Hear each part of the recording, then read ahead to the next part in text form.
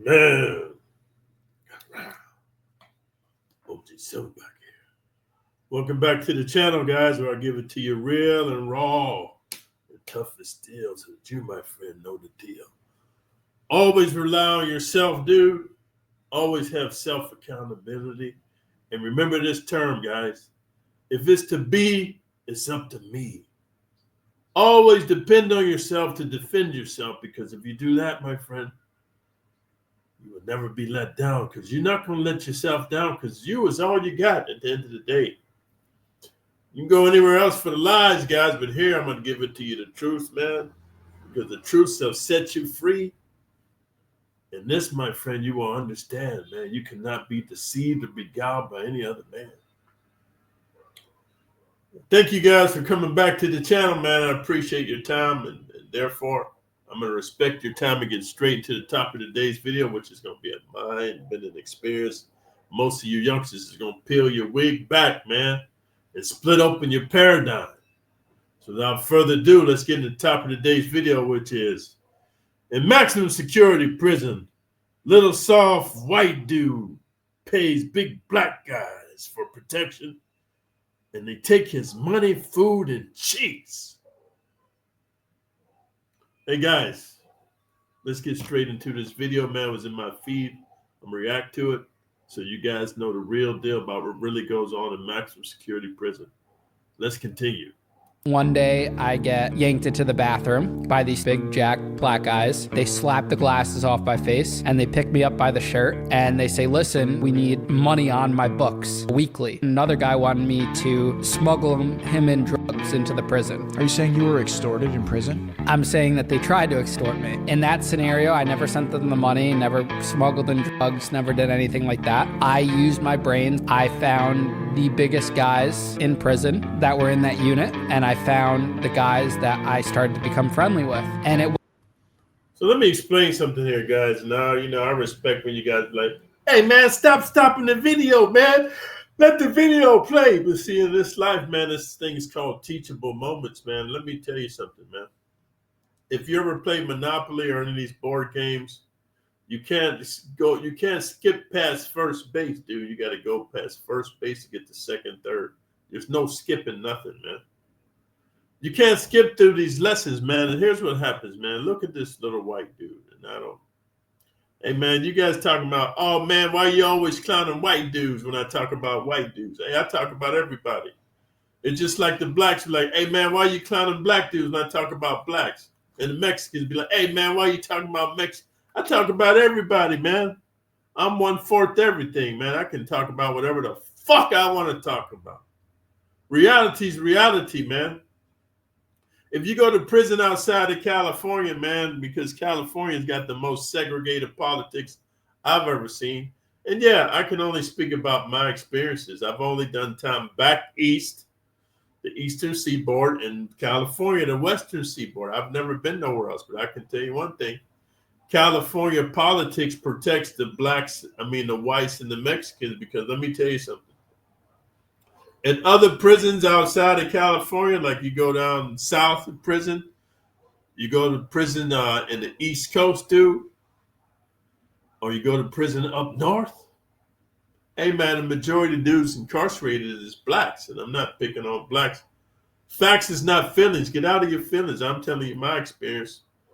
As looking like a light-skinned black dude, you can categorize me as that. I don't care. I am who I am. I got love for my black people, man. I got love for my Latino people. I got love for my white people. I got love for my Indian people.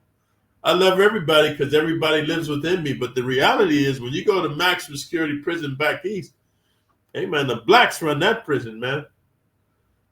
And everybody else gets in line. And the blacks, man, I'm not saying that they inherently savages or homosexuals or sodomites. I just seen some heinous shit, because when you have any race that's predominantly in charge or in control, they run havoc. I remember when I went to Salinas County Jail, the Mexicans ran it, man. And they was doing some horrendous shit I won't speak of, because this is another video. All I'm saying is, in California, the Mexicans, the Asians, and the whites are protected by the segregation that the gangs have put in place, or the prison administration. They segregate everything. The blacks here, the whites there. The northern Mexicans here with the blacks, the southern Mexicans with the whites, and the others. They normally ride with the blacks and the northerners, man, because those have the least amount of numbers. The southerners have the most numbers. The whites are very smart. They put them on the payroll with their drug connections from Mexico and shit. This goes really deep. I'm just telling you, white dudes, and I'm not picking on you. I'm just saying, man, if you're not like the dude Reacher, if you watch this TV show called Reacher, if you're not a big 6'6" white dude from Wyoming and North Dakota, dude, or Idaho, motherfucker, or Oklahoma, one of them white dudes from Denver, Colorado, man, or West Virginia, or Mississippi, I'm talking about a corn-fed white dude, bronco-busting white dude from Texas. Keep your ass out of prison, man, because, man, when you go to prison, these other places, ain't no politics protecting your cheeks. So this little white dude, I call him a little white dude. Look at him. He looks like a white Urkel, man. He's a soft-looking, a motherfucking Michael J. Fox-looking motherfucker with glasses. He's a Leave It to Beaver-looking dude, man. This is the type of dude I'm telling you about, man. Why are you going to be involved in criminal activity, dude? You don't even look the part. You don't even look scary. So he goes into maximum security prison, and it's just like this movie called South Central, man. The big black dudes, it's like the movie called An Innocent Man. The big black dudes snatch him up. It's a group of them. They said, hey, man, look here. We want money on our motherfucking books, motherfucking weekly, motherfucker. Or we're going to fuck you up and go up in your asshole and make you suck it off fast and mouth because you're a bitch. He said they picked him up by his shirt, man. His feet's dangling like in the movie Big Stan. When Bob Sapp had the little white dude talking about, you gonna be my bitch. Can you imagine the feeling inside if you're a little white dude? Like you little 5'2", 5'4", 132-pound white dude. All you do is play on your phone all the time and play computer games, dude. You never ran and did martial arts, got punched in the face. Did plyometrics, lifting weights, never been in a street fight, man. Never bust somebody upside their motherfucking head in slow motion where you see their wig peel back and you see their dome open up. The only violence you know is Call of Duty and shit, motherfucker. And what's that other? Grand Theft Auto. That's all you know, man. Because you're a soft pansy and then a motherfucker 6'8", big swole black dude pick you up and your feet's dangling. And he got you by your T-shirt suffocating you, man. Motherfucker, you going to put money on my books, motherfucker. Then he puts you down, another big black motherfucker. Hey, man, you going to smuggle in drugs, motherfucker. Another big black dude picks you up. Motherfucking give me all your motherfucking food, motherfucker. Can you imagine the fear inside, bro? So let me tell you something, guys. I try to give people the benefit of the doubt. But, man, let me tell you something about me, guys. If it don't make dollars, it don't make sense. What does that mean, OG? Hey, man, 1 + 1 always equals 2, and 2 + 2 always equals 4. No matter what multiverse you're part of, man, no matter what quantum physics you believe in, motherfucker, all that. I'm telling you like this, dude. When you're talking to me, if it don't make sense, bro, logically and rationally, you can get the fuck out of my face. Why am I saying that? This little white dude telling everybody, they picked him up. See, this is what happens, man, when your loved ones go to prison. And everybody asks, even your little sister asks you, your auntie, your mama, your uncle, your grandpappy, hey, anybody punk you when you was in prison? No, grandpa, you know what, man? If you carry yourself a certain way, you know what I'm saying? Stay to yourself, man. Don't bother nobody. Keep your mouth shut, mind your own business. You know what I'm saying? You can just blend in and do your time. Okay, motherfucker. I don't know what prisons you've been to. If you're part of my family member and I ask you, hey, man, what happened to you when you was in New Folsom and Corcoran, dude, in Pelican Bay? What happened to you when you was in Soledad, dude, Salinas Valley, maximum security? What happened to you? Oh, man, I just stuck to myself, man. I kept my mouth shut, you know. Man, I'll smack the fucking taste out your mouth. Shut the fuck up. You can lie to your mama and your grandmama and your uncles and your cousins, motherfucker. That ain't how I roll. I've been there. And I've had conversation with some of my family members been incarcerated. want to be motherfucking Latin kings. You want to be a fucking gangster and shit. And I'm talking to you about maximum security prison. You telling me some silly shit. No, that ain't what happens, man. So this little white dude's talking about, hey, man, I just befriended, I just befriended some other big black guys that was scary. And I would just like give them canteen and everything. When I go to the commissary, I'll just give them canteen. And everybody thought they was hustling me, but they was really my friends. Hey, let me tell you something in my OG Silverback voice, man. And I want you to remember this, dude, to the day you die. If you in this gang lifestyle, you're a gangster, you're on criminal activity. Heck, even if you're on drugs, man. Heck, man, even if you did these PPP loans and you defrauding the government, or you're not paying your taxes, or you're drinking a little bit and driving, or you're smoking weed and driving, even for the states that weed is legal. If you get pulled over by a patrol officer, man, or a highway patrol officer, or I don't know what you call them, dudes that the traffic officer, and they smell weed, dude, you can get what's called a DUI, driving under the influence. It's not just for alcohol, it can be for weed, prescription medication. How do I know? I got a DUI. I was on some I had knee surgery, man. I got tore my meniscus when I went to Israel to study Commando Krav Maga. This big Australian dude is full of spunk and vinegar, hyperextended my knee, tore my meniscus. I got home, I had to have surgery. And the fact they said I continued the boot camp tore it even more. So I was in the bed for 18 months, man. Well, bedridden for 6 months, but for a whole year I was on a walker and a cane, dude. And I was taking these pain meds, man. What was it called, man? Demerol, yeah. Demerol, man, and Percocets, bro. And I had to go to my therapy appointments because once you get knee surgery, if you don't go to the therapy, which bends your knee, what's it called, range of motion, your knee, you'll be like Quasimodo, like walking like the dude from Moby Dick, right?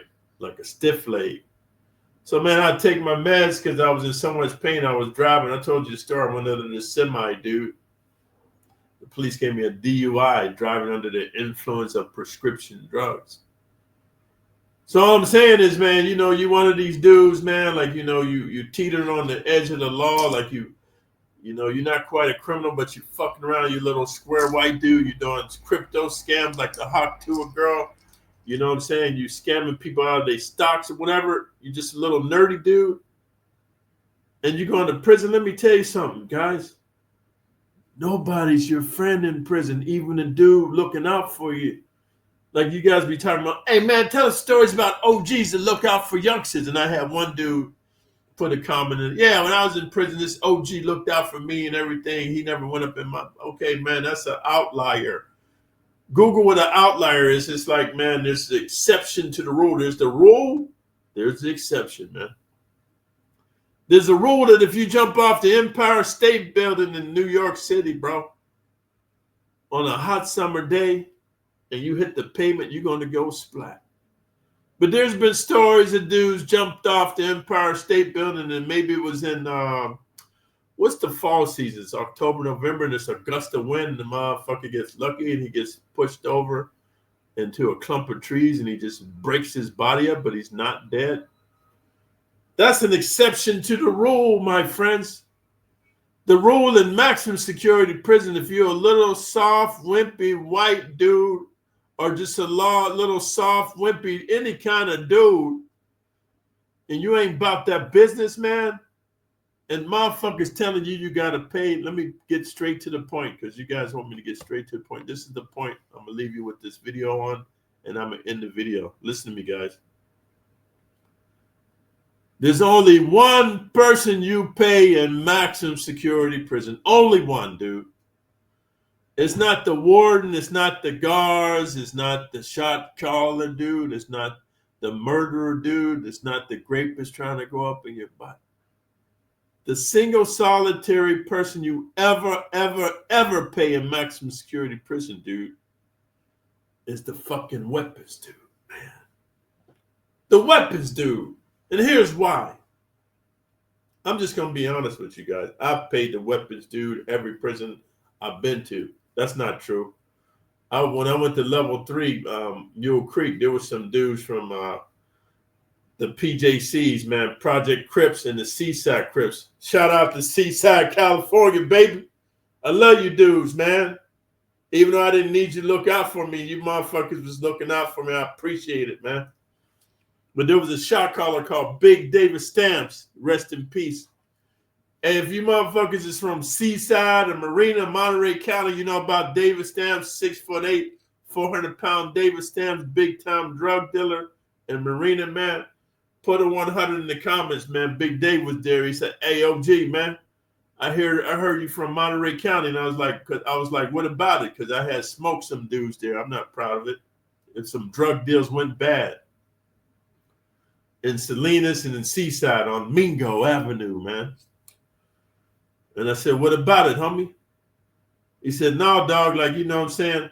Man, I heard you was handling your business on the street, man, and some of my people used to work for you, man. So anything you need, I got the keys to the motherfucking yard for the Crips, for the LA Crips, Northern California Crips, Central California Crips, anything you need, baby." I was like, "Man, I don't fuck with y'all silly motherfuckers. I don't gang bang. I ain't with none." He said, "No, it ain't like that. You the OG, homie. We look out for each other." So I had a problem, man, with these Bloods, man. One time I had the Quran, I had the Christian Bible, and I had the Hindu Bible and the Buddhist Bible, and I put it on my table, and I went to get my soups, man, because I was going to make a soup and eat while I'm studying my holy books, man, and doing my fucking Tai Chi in the day room. This was back when I came down to level 3. I was going to day room. Level 4, I never went to the day room. It was crazy. So, man, when I go in my cell, man, to get my Zooms and Wham Whams to come out, it was 5 big swole Bloods, man. Like, all these motherfuckers was like at least 6'4", 6'5", about 250 lean. 5 of them, man. They took my books, put them on the floor, and they playing dominoes. So I come up to the table. I said, "Hey, my man, like, my stuff was there." "Hey, dog, wasn't no other tables cut. No, Blood. It's okay, Blood. You know what I'm saying? We want to play dominoes, Blood. Ain't no other tables, Blood. Is that cool with you?" And they aggressive. They all stood up. Well, one was already standing. There's only 4 seats to the metal tables that's bolted to the floor. I said, "No, it's cool, man. Let me get my books." And then they handed it. "All right, OG, take care of yourself." And they laughing. "What bitch made motherfucker? We took his shit. Fuck that bitch made nigga, right?" I'm sorry, I should say ninja, but that's what they said. So I was like, "It's cool." Unlock came. Every hour they got to unlock at level 3. So I went out. I said, "Hey, Big Dave, let me holler at you." He said, "What's up, OG?" I said, "Hey, man, I need you to get me a hitter. Get it to me right now. Get me a bone crusher. Because I'm going to put in some work on these silly motherfuckers."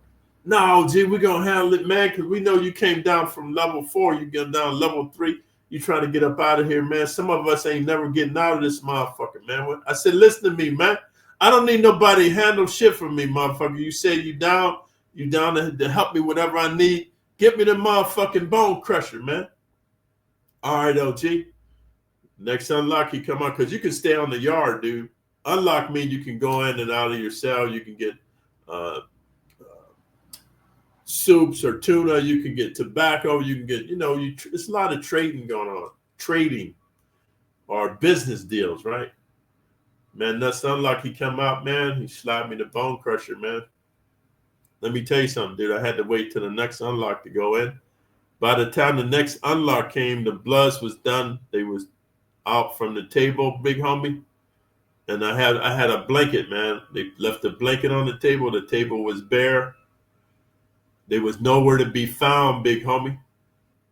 Because, man, I don't swear to God, but I'm telling you, man, like, I had just came down from level 4. And one thing I want to share with you that ties into this story, man. If anybody tells you, man, hey, you got to pay rent, or you got to put money on my books, or you got to give me your food, or you got to smuggle drugs, or took your motherfucking table, man, you already lost the motherfucking game. And so I came down from level 4. The motherfuckers heard stories, but some motherfuckers, man, don't believe water's wet. They was like, they don't know this. It's 5 of them and 1 of me. I had just got down to level 3. I was like, I ain't no silly motherfucking Bruce Lee movie watch. There ain't no way one swole dude. I was 6'4", 340 pounds.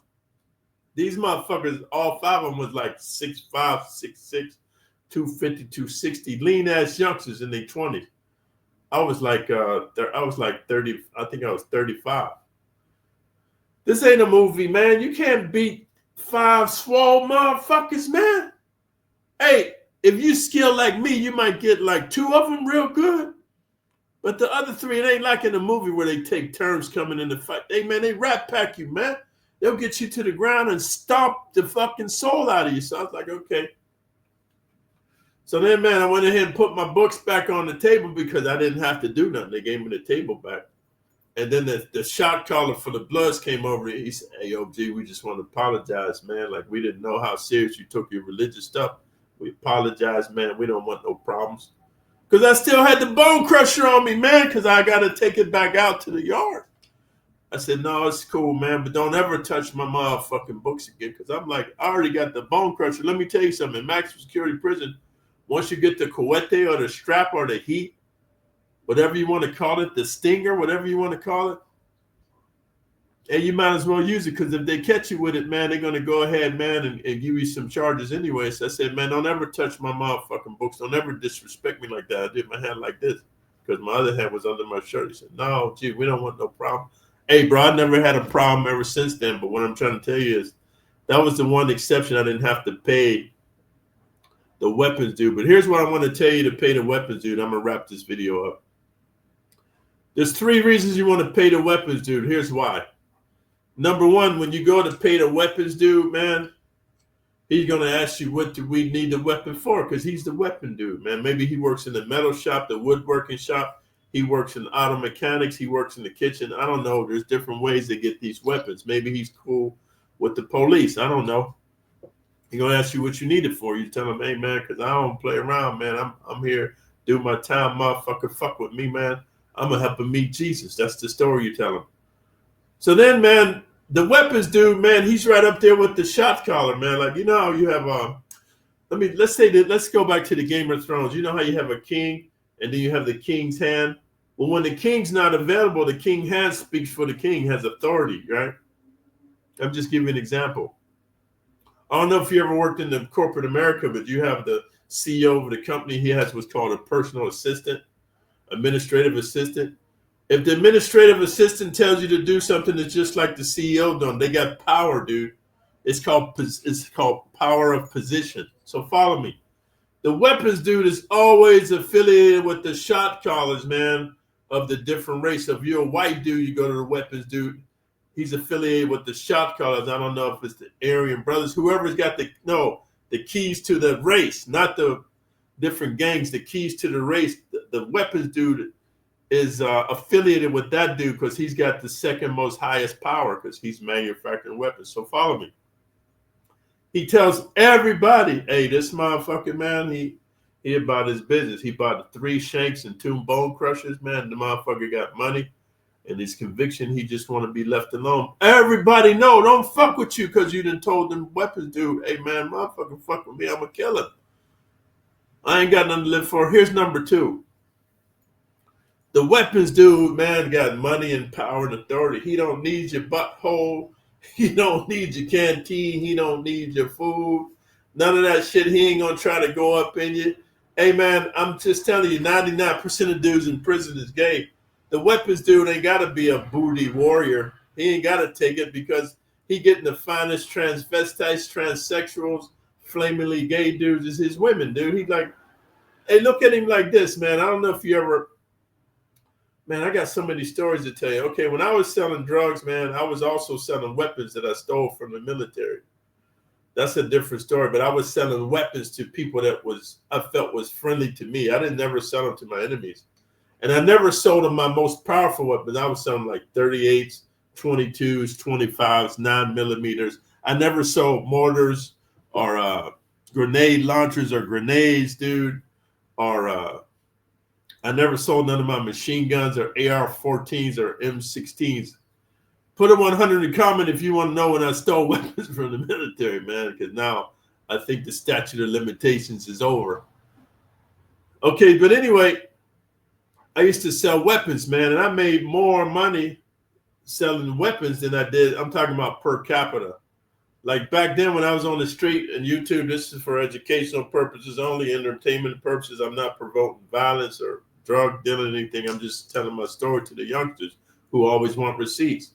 But back when I was on the street, man, you could get a kilo, man, for 15,000 or 15 racks. But then the street value, man, you would fucking. What I used to do is I used to take a Nestetol and I used to take a baby laxative and I would cut the keys. I'd take one key and I would make 4. Yeah, I'd take one because I was getting my keys straight from Colombia through Panama and Mexico. I had a connection with the Mexicans. I'm not going to tell you my last name. Those of you who know, you don't. Those of you who don't, God bless you.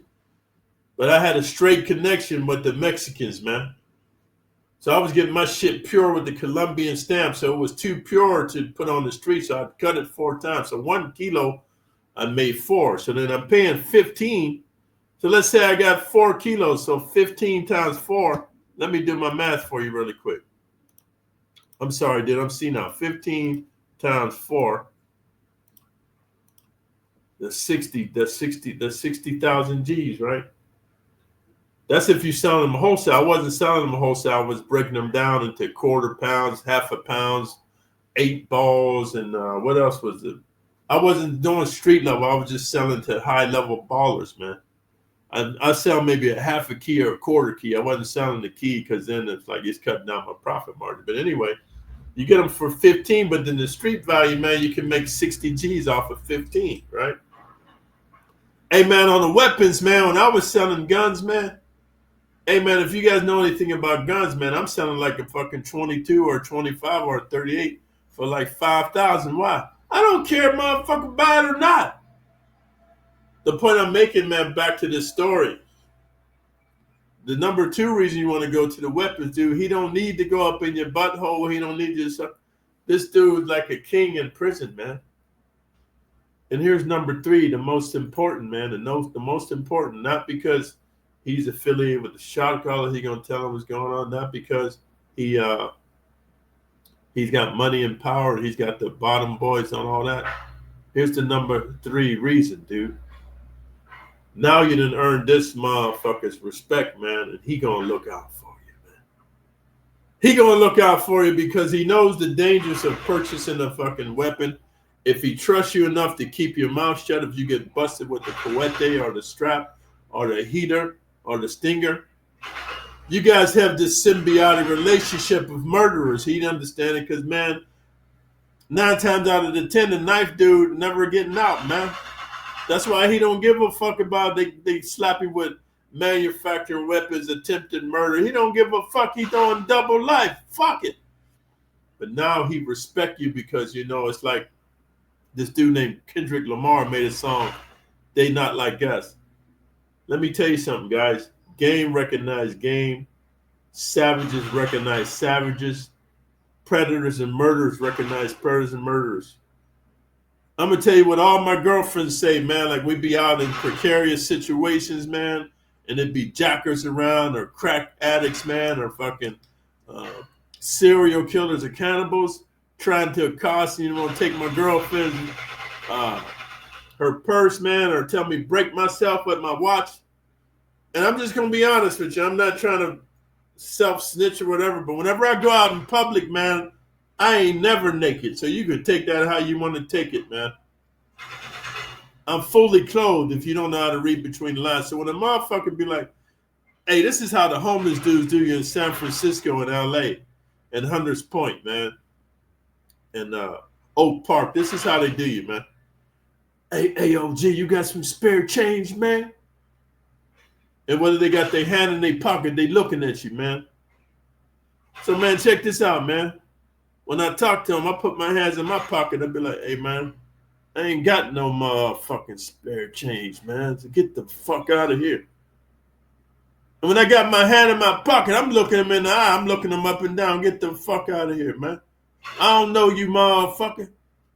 There's a thing called a law of vibration. They can feel my vibe, and the vibe tells them this.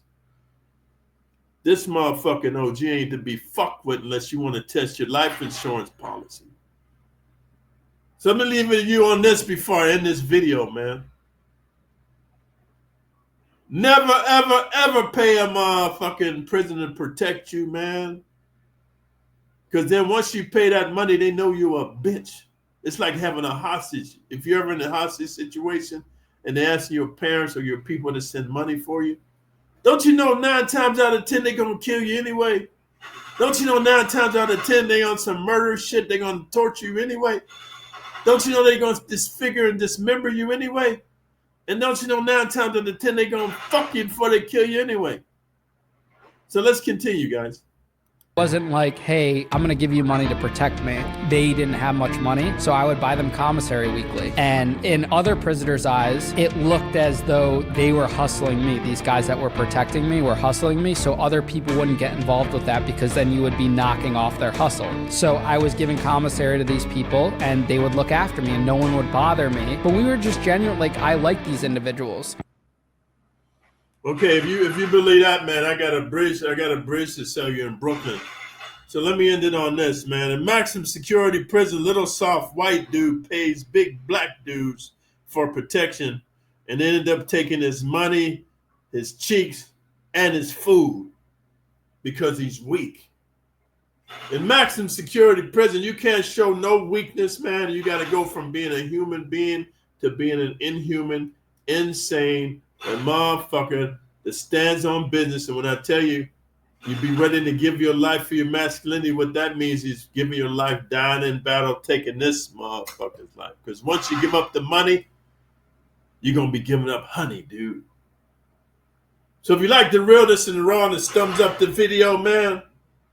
Leave a comment for the algorithm. Let me know what you think, whether this little white dude, man, whether they took his cheeks or not, man. And most importantly, you're new to the channel, subscribe to the channel, hit the notification all bell. And I'm going to still be trying to get to you guys' emails and stuff, man. But I can't do no coaching calls until I get to America. I don't know if I can do any Facebook calls until I get to America. I got a lot going on, but I appreciate you guys. And until next time, OG7 back.